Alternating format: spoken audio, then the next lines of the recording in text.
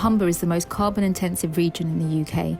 The Zero Carbon Humber partnership was conceived with the goal of transitioning this region into a net zero cluster by 2040.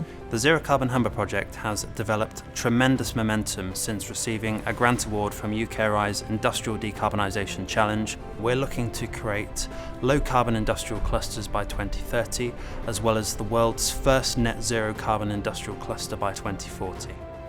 National Grid have history of working in carbon capture and storage, specifically in this region, and we have a keen interest in developing the infrastructure to unlock the potential. One of the very unique aspects of Zero Carbon Humber is the sheer scale of the infrastructure that we're looking to deploy.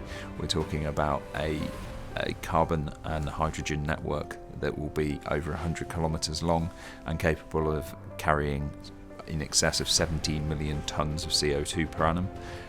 We're also linking up with another UKRI supported project, the Northern Endurance Partnership, which will take the emissions all the way from the Humber and store them safely under the seabed.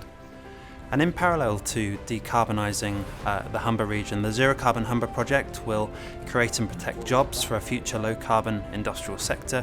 It will drive inward investment and it will boost the competitiveness of this industrial heartland.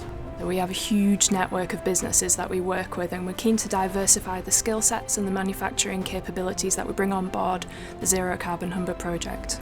Zero Carbon Humber, as part of the wider East Coast cluster, will protect 55,000 jobs in the region that rely on carbon-intensive industries, as well as creating thousands of new opportunities.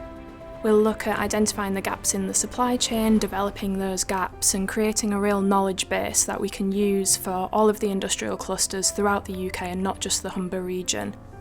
This knowledge sharing is really critical to the development of the supply chain within the UK.